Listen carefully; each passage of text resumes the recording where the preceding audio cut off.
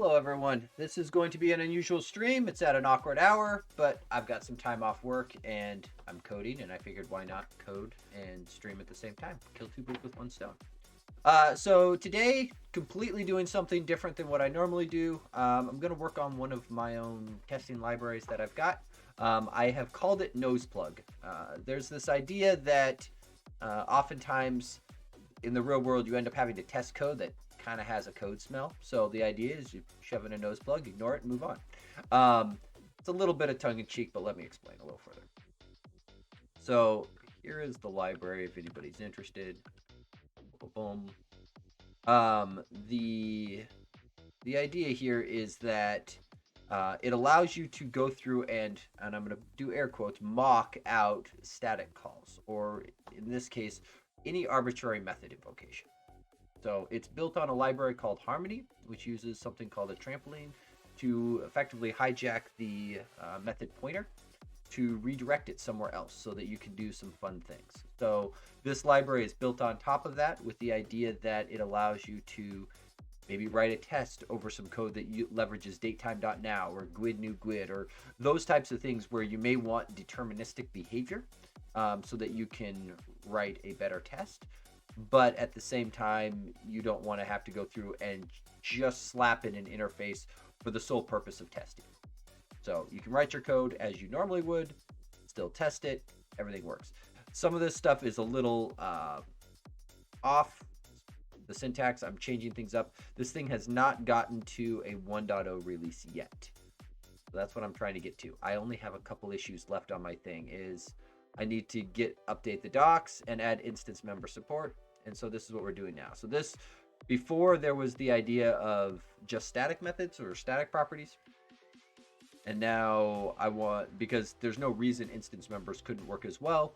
Harmony's just a generic monkey patching library. So we're adding that in here, just in the event that somebody runs into a situation where maybe there's a non-virtual method. Most mocking libraries rely on something called Castle Dynamic Proxy.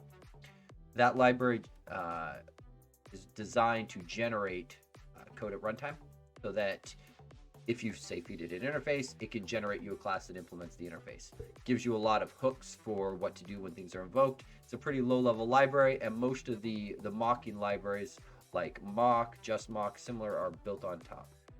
I don't know about just mock, but several of the mocking libraries are built on top of it because it gives you that level of stuff. So that's where we're at. That's what I'm building. That's where we're going. And I got to see where I was at last. So live unit testing on. The other fun part about this is I'm using source generators to build out a large portion of the library because I was way too lazy to write a bunch of overloads. So source generator, all the things. Okay, so live unit testing is firing up and it's thinking about what it's going to do. I just changed branches, so it's probably got to recompile the universe. And I'm probably only going to end up streaming for maybe an hour or so. And I've got some other stuff to go do. So, see how things go. With any luck, I'm going to get a bunch more coding in over today, tomorrow, and Friday. Maybe some more streaming. We'll see how things go. Okay, come on.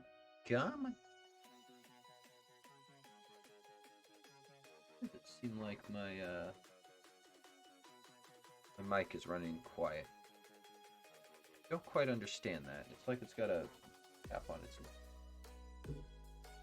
Just that. Yeah, we'll go with it.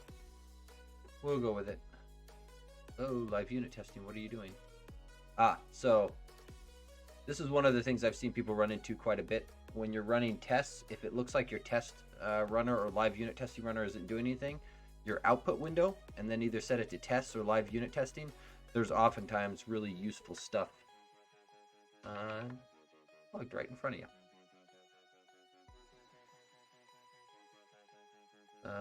Okay, so something fell over in the compile, but what is it? What actually failed? Instance method. Oh, there's not a semicolon. All that because of a missing semicolon.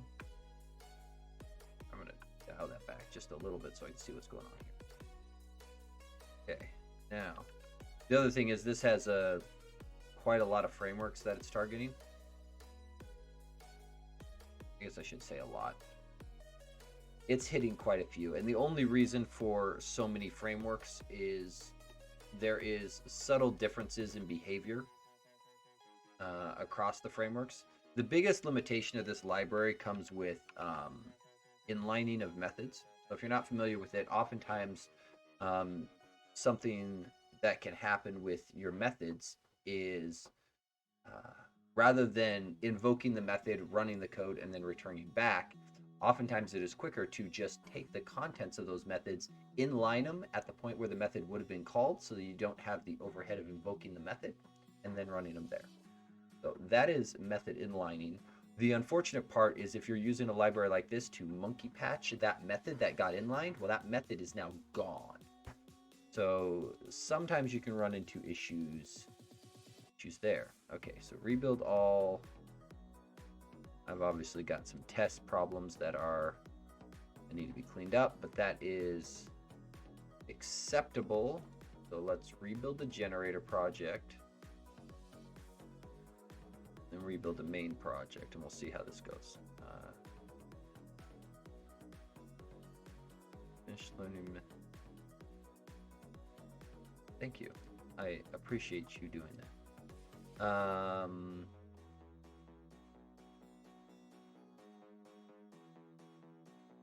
now building.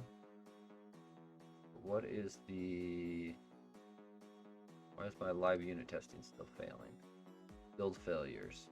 There. Okay, go look and see what they are.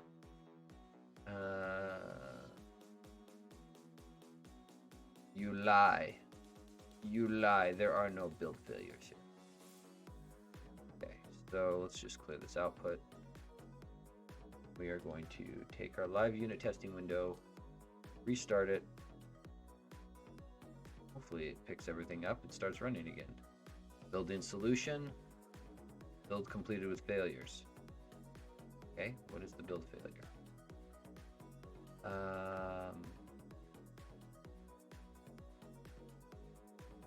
So generated code here.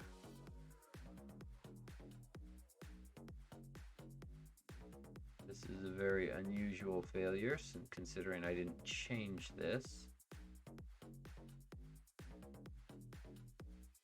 It seems like the generator failed to run appropriately, so we are going to just bounce Visual Studio real quick. It's right at the top.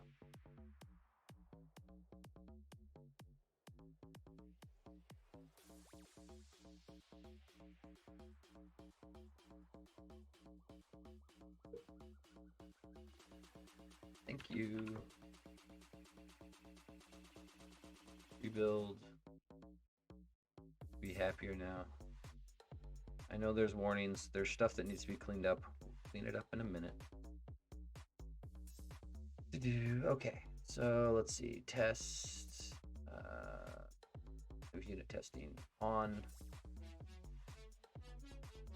I'll put window because I want to see it work. Come on. So let's just dock this guy in here for now. Figured out. It's camouflage. Yay, build succeeded. Yeah. I also have a copious amount of Mountain Dew with me today. Definitely a blessing and a curse. Okay, so this is going to run through all of the frameworks, and it really doesn't matter that much since they're all going to be failing on the... Okay, great. Okay, so that is... Okay, so now we're into a working state. Okay, so I believe where I left off is I was cleaning up some of these methods. So the idea is, I prefer, this is definitely a project where I enjoy test-driven development. At some point, I want to get to the point where this method here, this unit test actually works. And if this assertion doesn't scare somebody, oh boy. Yeah.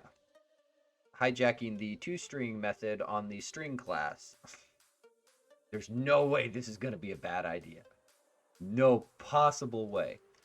So this is just a fun test to play with later.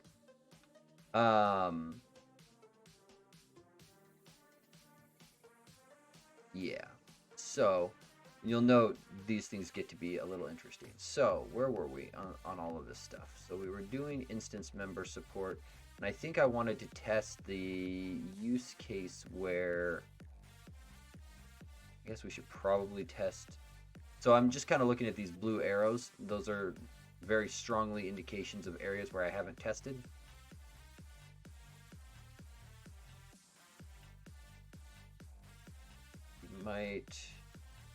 Those are all fine. I was actually more interested in doing up an example so it has instance members. So right now I've got a test that walks through the hijacking of the private members. So you will note that,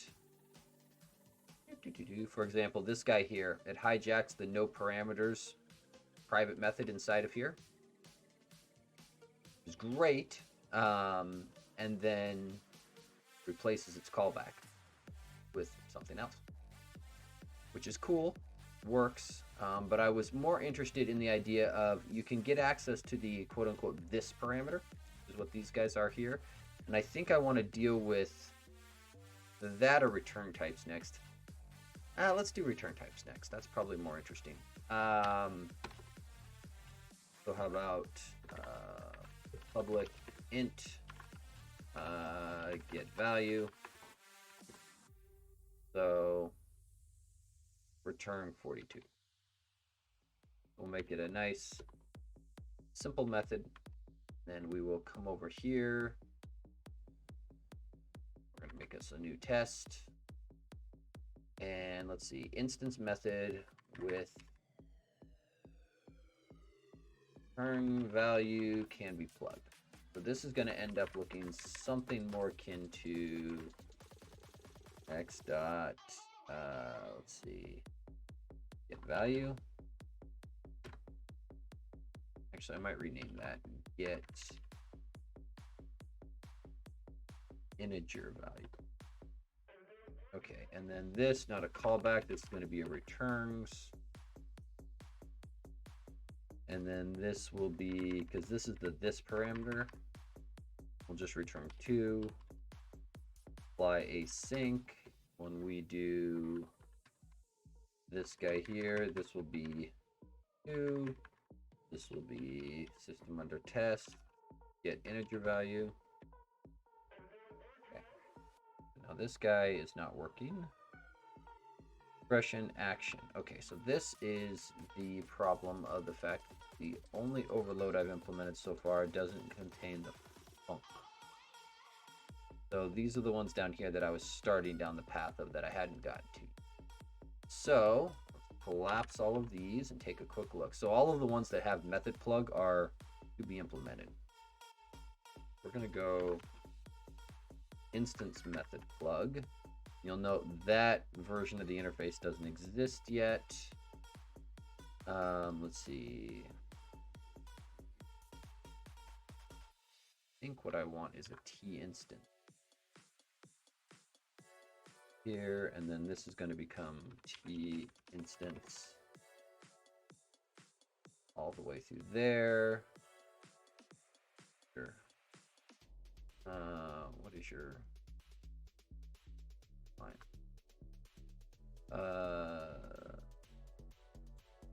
To the instance, the type is method to okay, so that goes there, that goes there, and then this is going to be instance method.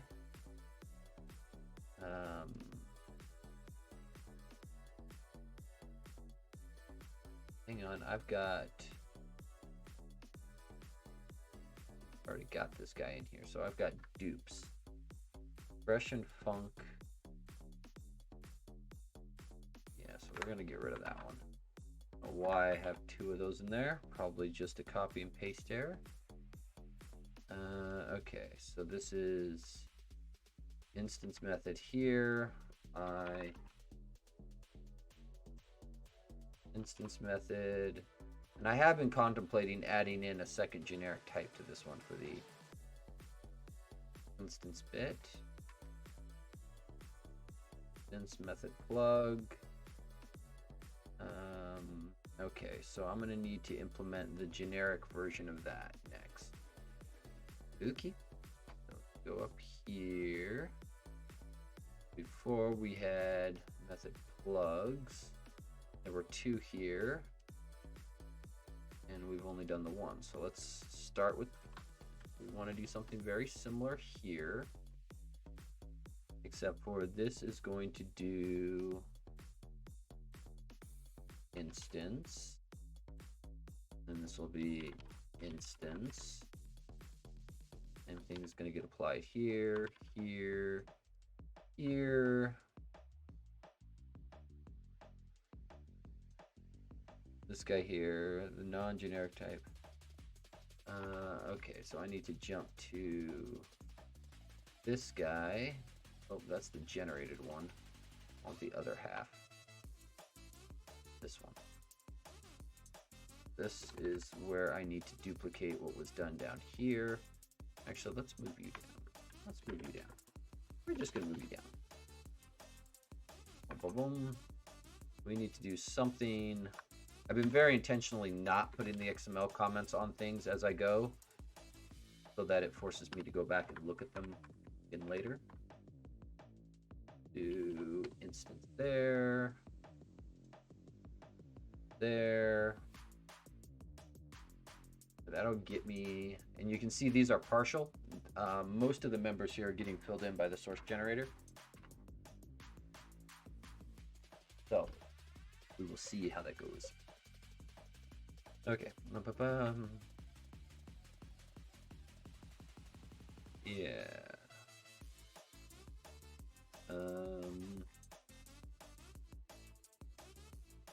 Almost should separate those out. Whatever. File organization will come after it works. Get it working first. Okay, so that fixes that. That fixes that. That fixes that. This now compiles, and I think just the test is going to be problematic. This is no longer type. Come on. Oh, it probably can't figure it out because this is going to be of type int. The problem being that the return method doesn't exist yet. Do that for the moment. Let's see. Instance method plug. Oh, so this is a double generic. Is that what I did?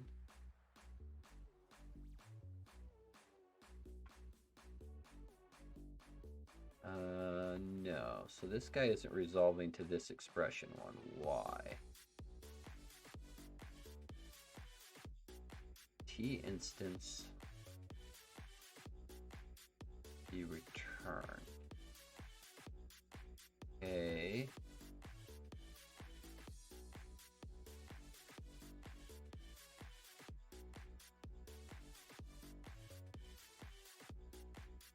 Oh, because I've explicitly typed this here. There. That'll get it past it. I do wonder if I need to add a second generic parameter. This feels yucky to me. I'd love to drop this. Okay. So that gets me better. You can see the test is failing. Not exactly shocking. I'm pretty sure if we look at it, yeah, we expected 2, we got back 42. So the method's being invoked. What a shock. Okay, so because we haven't plugged it with anything, we need this returns method implemented, which is not there yet. So, source generator time.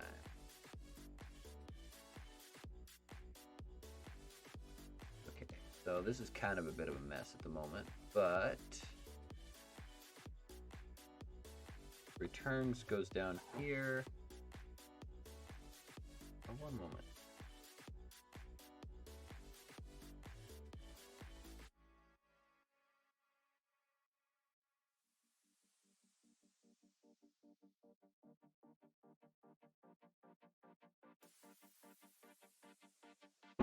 Sorry, not a normal day for me. Okay, so callback. So here's what's generating up this method plug builder. It's generating these returns. So I think what we want to do something very similar, because you'll note this generates method plug t. So pro tip. What we do is we go into the NosePlug project where it's being consumed, go into the OBGA directory. In this case, it doesn't matter. Target frameworks are all going to generate the same code. We can come in here and then we can look at these files. So method plug t.g.cs, this one. This is what's being generated that gives the returns for the other ones. Just looking to see what this ends up needing to look like. I think we can get away with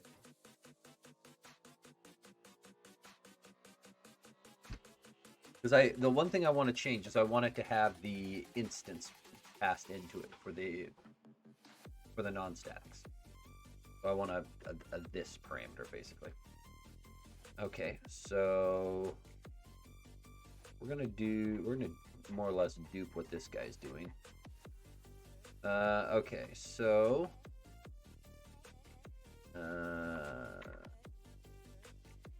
instance. Actually, I've been slowly renaming these as I go. Static. I can spell. Not well. Okay, so this guy here, we're going to end up duplicating this a little bit. Something else worth calling out, when you're doing source generators, nullability is unknown by default. So if you want it on, bring it on. In this case, this source generator isn't a generic one to be used elsewhere. This generator project is literally generating code for this project, so I can make some assumptions. Makes it a little bit easier. Let's see. This method plug, which I believe is what we called this guy. So you know, this is a partial class. We're going to be generating out the other half of this partial. It's the plan. Okay, so we come. This guy is what we need to do next. So we're going to do something pretty close, but we're actually going to have a bit of an issue. So dense. That's gonna go there. I'm gonna just slap in a marker to come back to this. We're gonna need to clean that up here in a minute. Then this will be also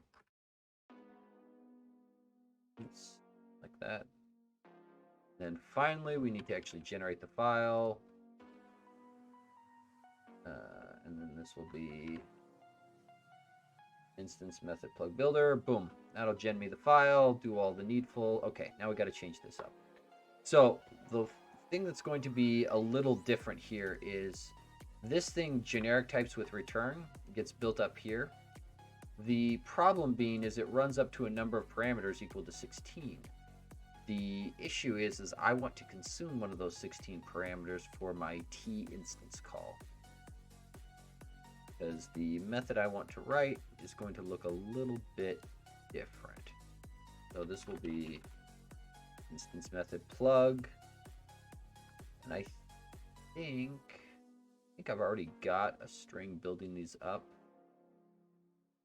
Yeah, instance generic types with return. So this is halfway in.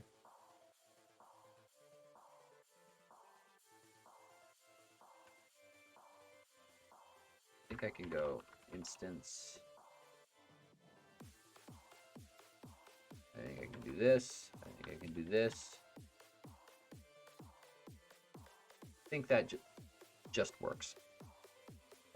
So, order of operations, build the source generator first, then build the library.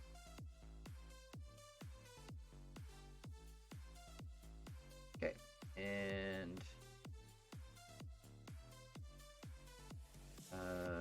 T result requires one type argument. So I can see which file this is in. Instance method plug, line 1, 2, 3. So this guy here. Line 1, 2, 3. I'm wondering if I just blew out my... Yeah, so this is the reason this one's a problem is I can't generate this. I have to stop at 15. Show. We're gonna just dial this guy back. So if number of parameters less than or equal to 15, then we'll do this. Once again, rebuild source generator. Rebuild NosePlug.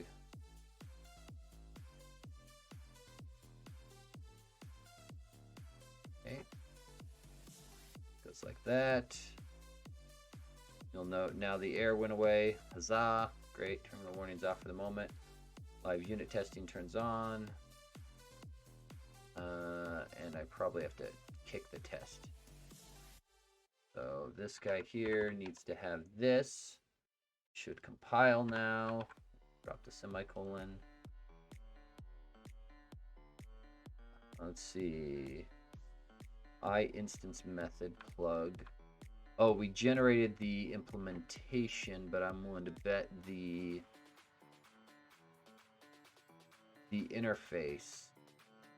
So for example, method plug has the interface genned up. The interface is probably not genned up on the other one. Do that for the moment, and let's go back over here. Find where that interface is being built. Actually, it's probably easier to start at the bottom. Void static, this guy. So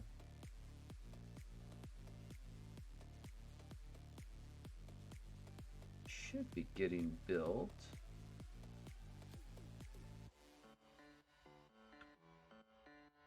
Look, why do you think that's not there?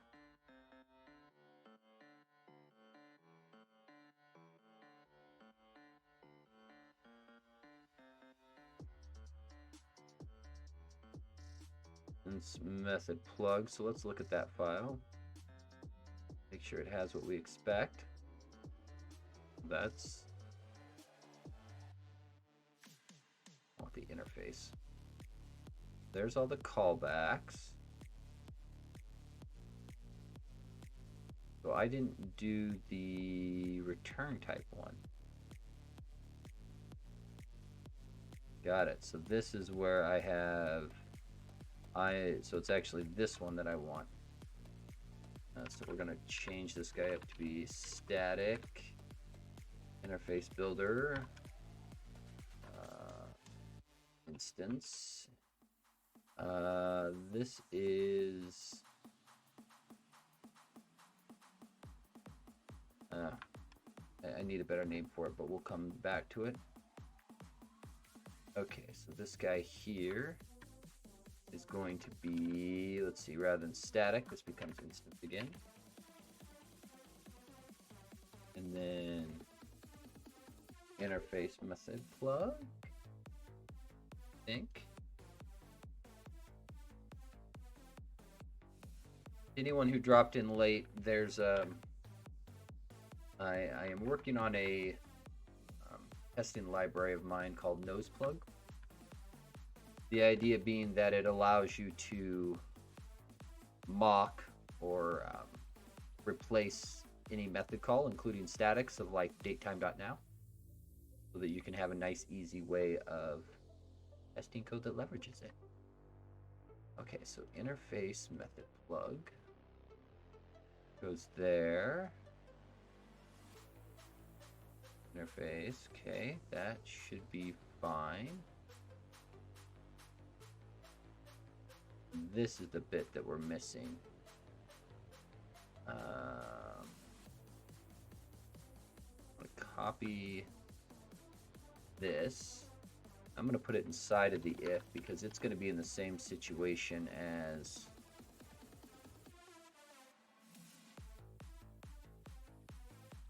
it's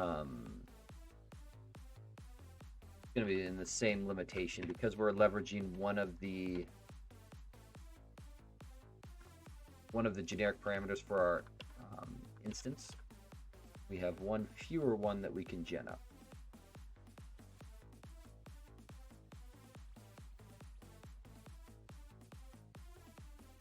Value.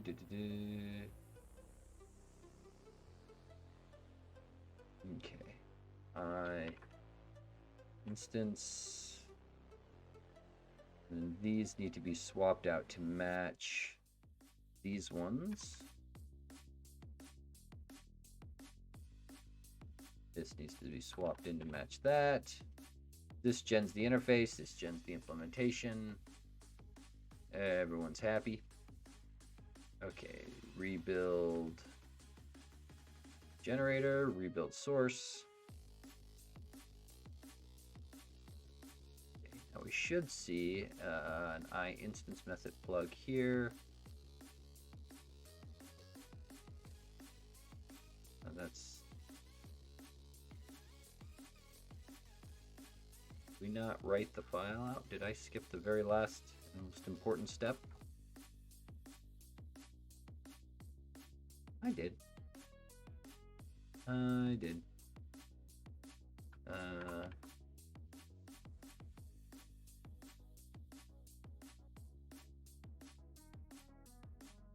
don't write the file, you get no code. No code whatsoever. So by default, it doesn't actually write the files out for you. There is a switch here, this emit compiler generated files. This is what's allowing me to see the generated C# files.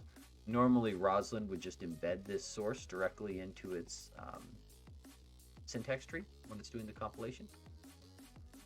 But in this case, I also want it to write the files out. This makes it a whole heck of a lot easier for debugging. Missed a closing curly brace, and I can just about guarantee it's right here. That.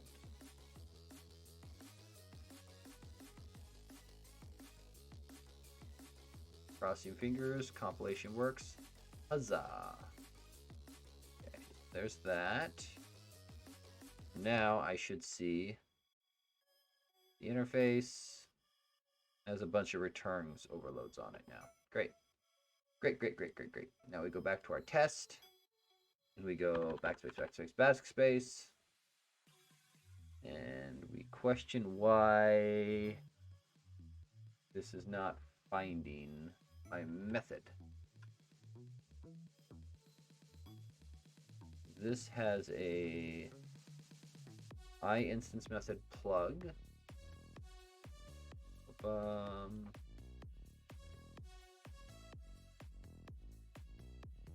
This interface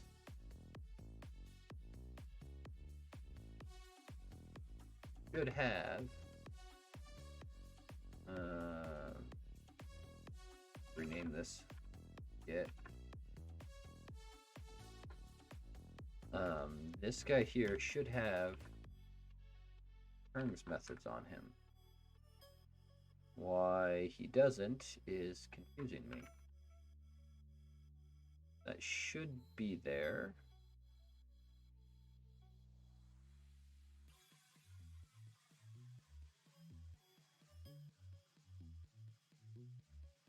He showed the callback.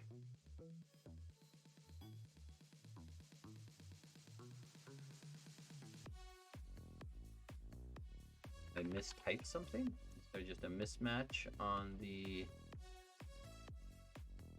method plug? You look at this guy here. Oh, because I said interface, not instance. So those aren't the same name. Duh.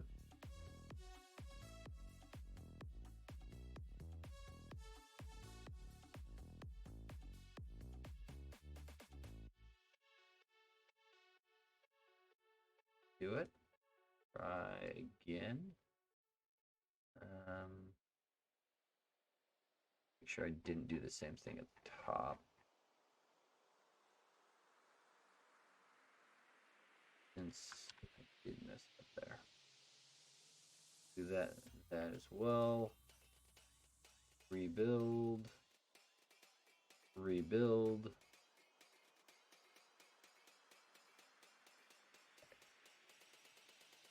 Now,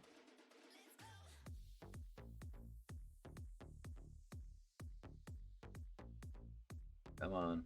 Why are you not showing me your returns? Instance method plug T return.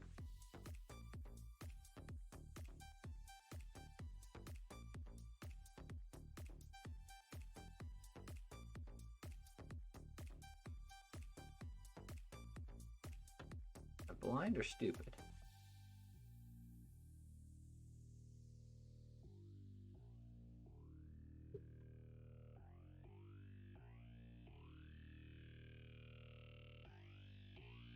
Those look like they should match. Same namespace. Same everything. Rebuild one more time and make sure I'm not just getting stale code.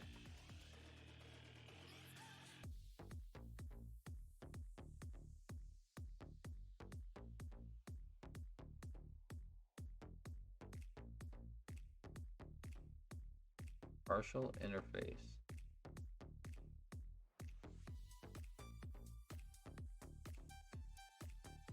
Little surprised.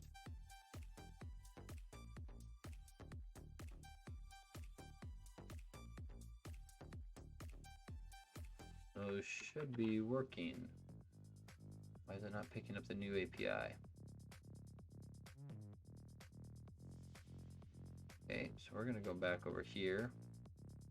We're gonna just go with it. Ah, this guy was the thing out of date. Let's see, so... Oh, maybe not. Figure it out.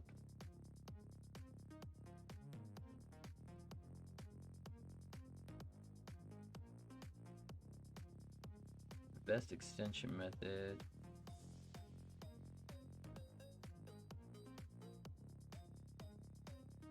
Oh, is that the issue? Is it's there, but it just doesn't, I'm not solving. Okay, the best extension method overload.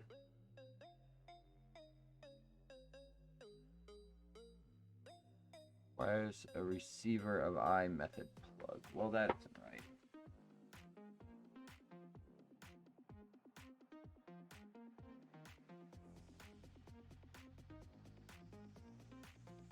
That isn't correct. More importantly, this guy should have a returns value on him. I'm not entirely sure why we're not picking that up.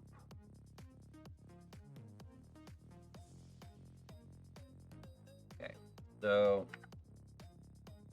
we're gonna get a little more aggressive here. I don't understand why that interface doesn't appear to be doing what I expect, so I'm just going to look at the compiled source and confirm that it is compiling what I think it is. I'm going to jump up to here, bin, debug. Doesn't really matter which of these I pick on. Okay. So in the main namespace, we should have instance method plug. They're all there. So it did compile appropriately, which means somebody's getting a cached hit. So I'm curious.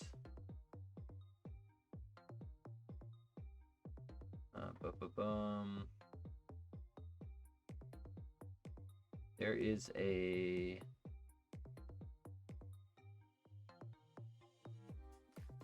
an option for keeping the test runner.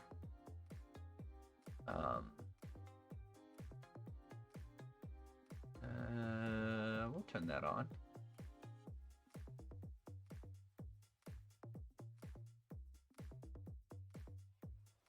Remote environments. I don't really want that at this second.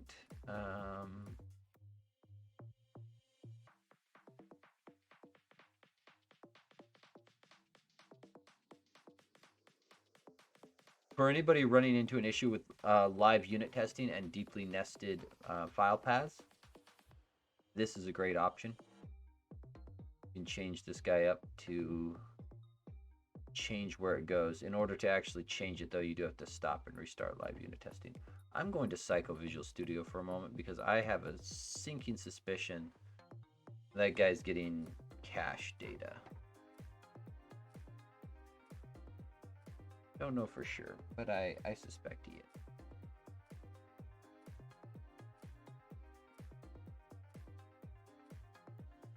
Hey, TBD Gamer. How you doing? Currently plugging away on a... Oh, look at that. See, now it finds it. Of course it does. Let's Damon. Hello to you as well. Currently plugging away on a testing library. I've named it NosePlug because usually it indicates a code smell. And I'm not above making puns. But it allows you to test code that says using something like datetime.now, GUID new GUID, any of those kind of common static things that are difficult to get deterministic behavior out of. This allows you to get away with it. So trying to get it to work with instance methods as well as statics at the moment. And I think we're close. Live unit testing, back on.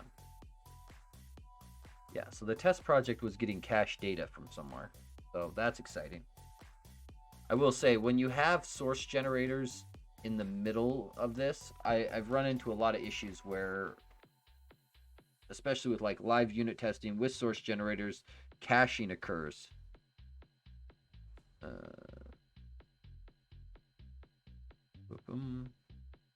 And I get bit by it all the time. Okay, why are you...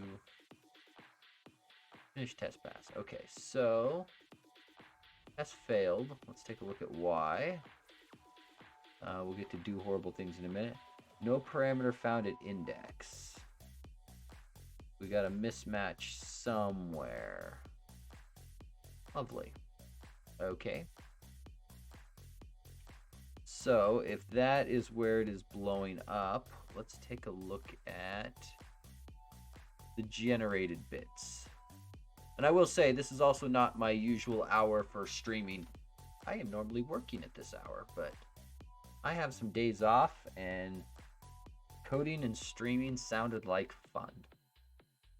So it is what I enjoy doing to relax. So what I'm most interested in is where the handler is getting built and making sure I'm doing the correct one. So this returns method here, because we just generated up the source for this. And actually, I guess it's probably just as easy to look at the source file here. So from the library, obj directory, not bin. Debug, pick your framework of choice. In my case, my generator generates the same code regardless of framework, so it doesn't matter. And then I am interested in instance method plug here. Actually, the T1, because I want to see the returns. Oh, this is the problem. I'm doing method handler. This should be instance method handler. That's the problem. Got it. I only renamed some of the things. That doesn't work. So for people who haven't seen this technique before as well, this is something newer to C# called source generators. You can have code spew out more code. And even though I'm writing this in kind of like string manipulation bits, you don't have it. By default, it won't necessarily gen files or anything like that. It will just get added into the syntax tree during compilation. I have some settings turned on that cause them to be generated. This one. That's the line we're looking for. Okay.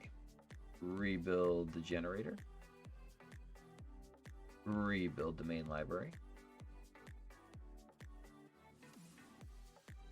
And we should be able to confirm once it does that.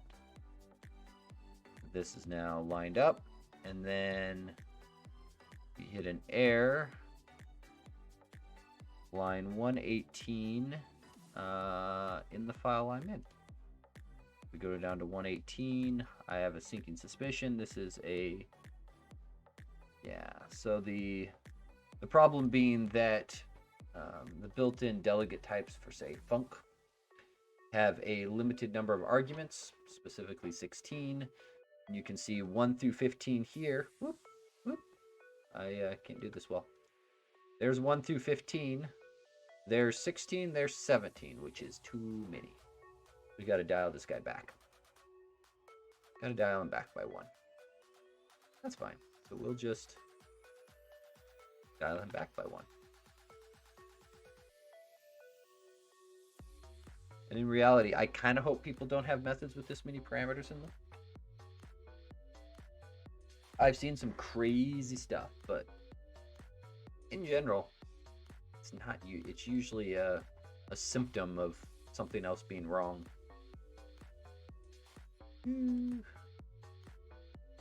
Okay, so we come back over to our test.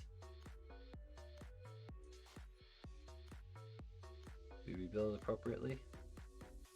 And this guy hopefully figures out that he needs to rerun now. And then let's see some output. Rerun. Oh, of course, it's the last one. Boom. No parameter found at index 0. Well, something's off. What is off? This is when it's going to do the patching. Patch info. Let's just debug this test real quick and we'll follow the bunny rabbit and see what happens.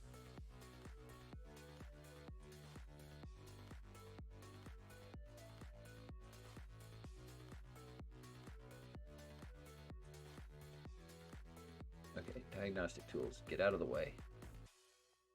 Okay, so apply async, we come in here, we do the needful, it iterates,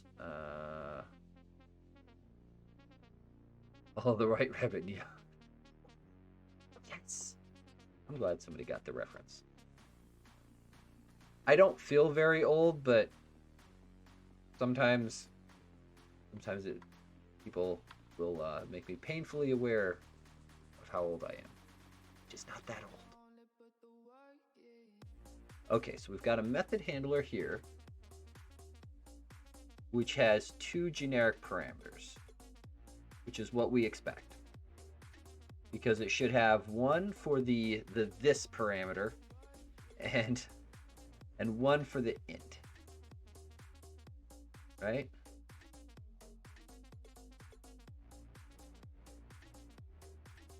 And because this is a func, the second generic parameter is the return type. That looks correct. The original method looks correct. In fact, this thing, I mean, it must have gotten past the assert pass call. So this just does a whole bunch of type checking to make sure that the delegate you feed into that returns method lines up, and then we drop into the harmony hatching, which is where the cool meat and potatoes happens.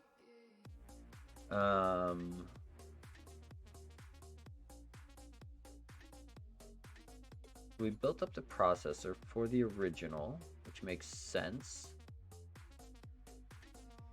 And then the method handler is getting set. I approve of. I'm wondering if I made a mistake in the declaration. So prefix info. So this is this prefix info is actually set by the derived class.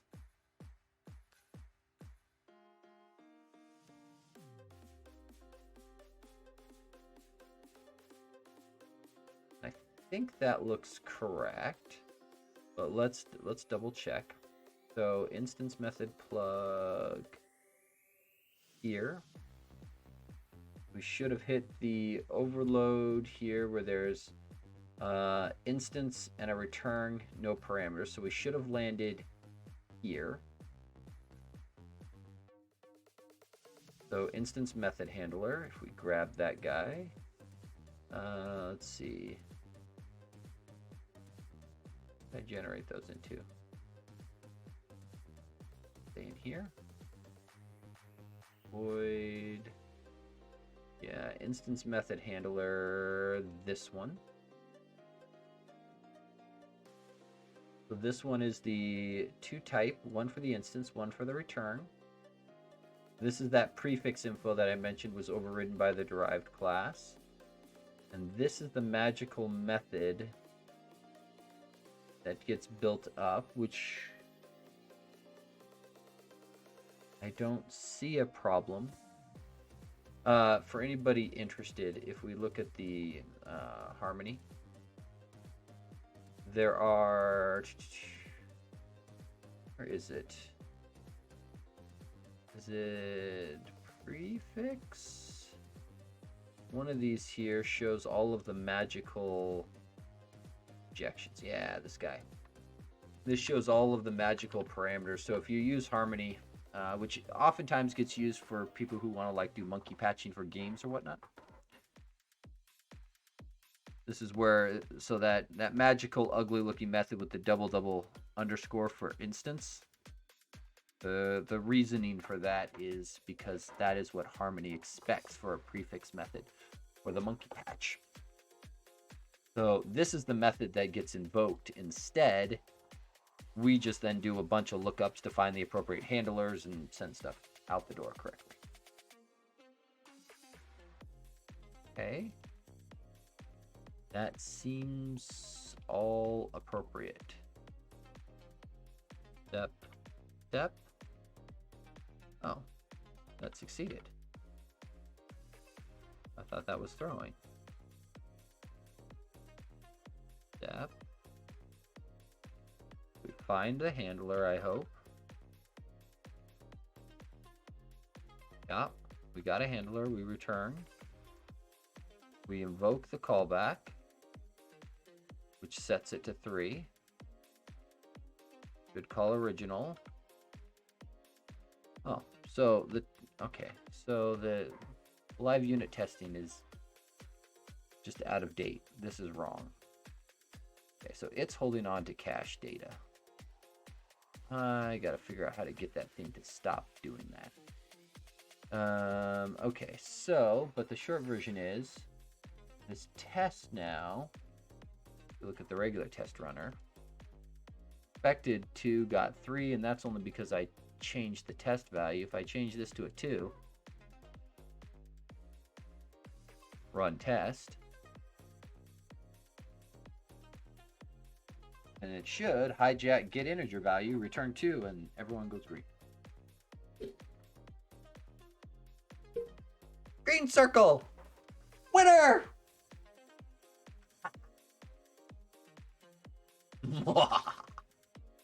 Okay. Immediately commit. Let's see. First round of changes for return values. Boom. Okay, so checkpoint. Save. Okay, now we go and break more stuff. Let's see here. I wonder if we can turn this on. I don't know if I've implemented enough for this to work yet, but let's see. So this is going to be actually string.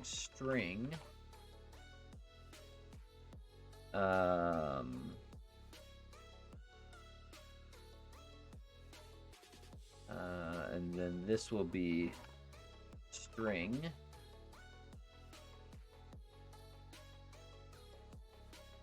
Run test.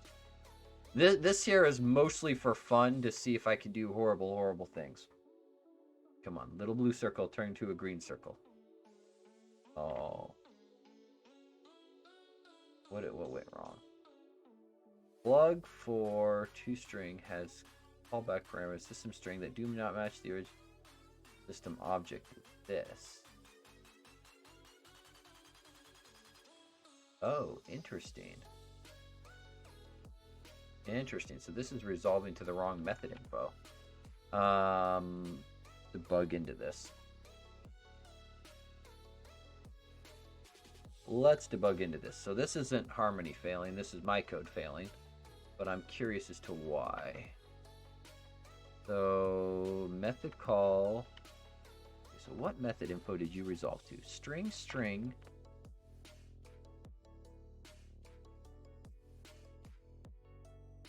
Interesting. So this actually resolved down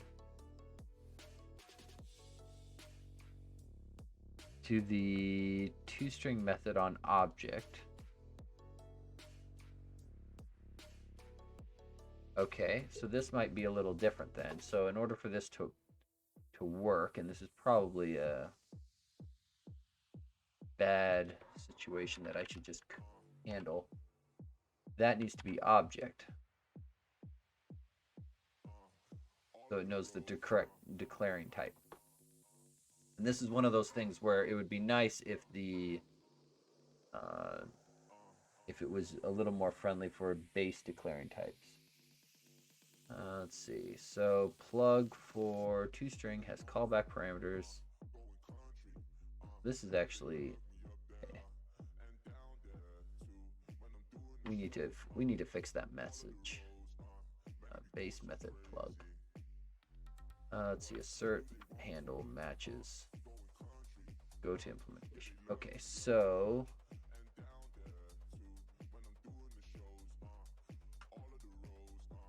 we're going to drop the word callback.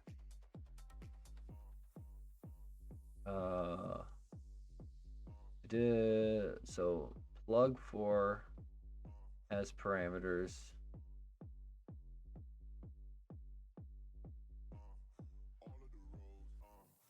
Oh, is it because I was stupid and did string there, and that should also be object.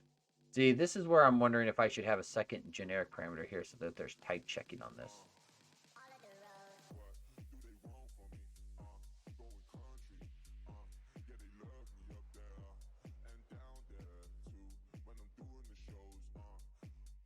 Okay, so that didn't actually hijack it. And I'm not 100% confident that this is even going to be possible either. Not even 100% confident. This is declaring type object there.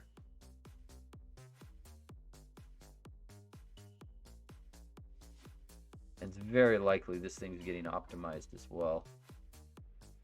So I may not stress too much about getting this use case going. But I am going to leave it commented because it is an interesting use case that I'd like to try. One moment.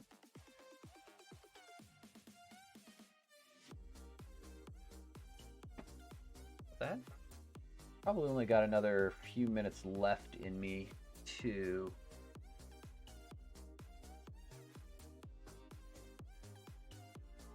okay. Well, we got the return types working, so let's handle the, I think maybe base types, or maybe hidden this parameters. So what do I mean by that? So let's imagine that the method we want to plug looks something like this. So we're going to create a private class, I don't care what it is. So we just we just want to do this, and the method we want to plug, private void as hidden type, right? So we have hidden type here, hidden type, boom. Okay, so this is the method we want to hijack, but we're not going to be able to actually set something up easily. So I think what I want to do, and I want to make this, let's do a double this time. Actually, doubles are kind of a pain. Great. Okay. So this will be a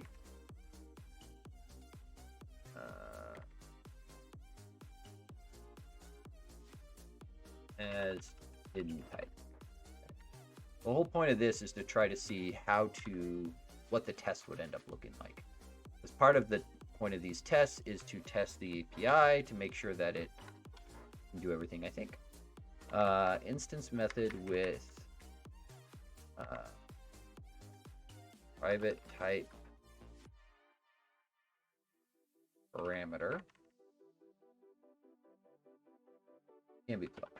So what I would like to do is this. The return type is string, which means this is going to be so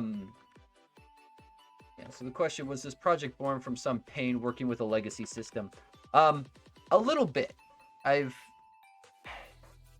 So I actually really enjoy testing quite a bit and writing really clean or having a good test suite over a repository. That just brings joy to my heart.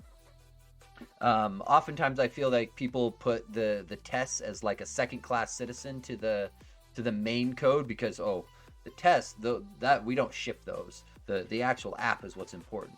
But I usually take the opposite stance of your tests need to be as good or better than what you ship to ensure that you're shipping quality. But so this was a little bit born out of a legacy system, and a lot of it born out of frustration. I've seen a lot of specifically, let's just take datetime.now. The number of times I've seen people write an interface that's iDateTime simply to make datetime.now behave deterministically. That has happened a lot. And one of the common principles that most people are quick to get on board with is you shouldn't write code that's just for your tests. So for example, you shouldn't have a separate overloaded constructor that's just there for your test to invoke. You want your test going through the same code paths that your actual app is, otherwise you're opening yourself up for failures. But yet, despite all of that, people oftentimes write those like iDateTime interfaces where there's really only two implementations. There's the real one, which is just usually shelling out to datetime.now. And then there's the testable ones that are usually mocks or shims or whatever library people are using. Great. And that bothered me a great deal because it felt like you were opening yourself up for bugs by having these kind of test-only things. Oftentimes, people who have great test suites that use mocks run into this situation where they still get bugs coming into their software, and very consistently those bugs come in right at those coding seams where the interfaces and mocks are, because, well, that bug was able to get in because in our test we set up our interface or our mock for that interface this way, but the real code, it did something a little different, therefore bug creeps in. There's actually a slightly different, I gave a talk on this. So, self-promotion moment. I gave a talk on this a while back, and I'm going to find it real quick. Yeah, this guy. So, I want this link. I don't want it at 5 seconds in. That's me. If anybody's interested. So I kind of walk through what I would call sort of the evolution of people writing tests, starting from just do it, because that's usually the hardest hurdle to get people on board. And then working with, okay, now that you're writing tests, how do we get our code such that it's testable with interfaces? Okay, now that we've got interfaces, maybe now we add in mocks so that we can make those interfaces behave that we want. Or actually, I think I start with let's write our own custom shim or fake or test double. I think is the generic term for each of those interfaces. Okay, rather than writing the test double ourselves every time because that's a lot of typing, let's use something like mock. Then let's take it a step further. Let's go to auto mocker so that we don't even have to gen all of the mocks and decouple our tests from the constructor. And then I kind of go full circle all the way back around of after you've gotten to the point where you're right, you've got good tests using mocks, test doubles, going back around to the idea of rather than using mock or some other mocking library, write your own test doubles. But take it a step further. There's a pattern called the port adapter simulator, which was something that was fairly new to me until a few years ago. But the idea is if you write your own test double against your interface, you then actually write tests against your test double. So, for example, on the system command line project, gotta pay attention here because I'm supposed to. Let's see. So, this project here that I've been a part of, we do this quite a bit. So, for example, we have an iConsole interface. And inside of here, where is it? Where is it? There's the iConsole interface. Where is the implementations? An IO. Yeah, so you'll note there's two implementations of iConsole. One of them's System Console, which, not surprisingly, shells out to the System Console as you would expect. The other one, though, is this Test Console, which is an in-memory implementation of iConsole. So this does not go out to your system. It's going into string builders, and it's completely in memory, and was largely built to facilitate testing. But you'll note this doesn't live in the test project anymore. Because we wrote tests over it, we can have a high degree of confidence that this test console behaves the exact same way as the system console. So now that I've got tests that assert that my testing implementation behaves like my real implementation, I can now just use my testing implementation everywhere, and I have a lot lower risk of bugs kind of creeping in right at those code seams. So this was a pattern I hadn't seen before, and I've kind of fallen in love with. Now, I still think there is blind spots to it because not everything can be reasonably tested this way. Failure cases, timeouts, exceptions, those ones are hard to do with a simulator like this. And in those cases, I think mocks are still a perfect solution for, because in those cases, I don't want it to behave like the real thing. I want it to simulate this failure case, or I want it to actually crash, or I want it to behave like a timeout so that I can make sure my code handles it. So for what it is worth, there's all of that stuff. If you want to check out the video, I really like it. And this pattern, so John was actually the one who pointed that pattern out to me because I had never seen it before, and I love it. Absolutely love it. I think with that, though, I am going to probably...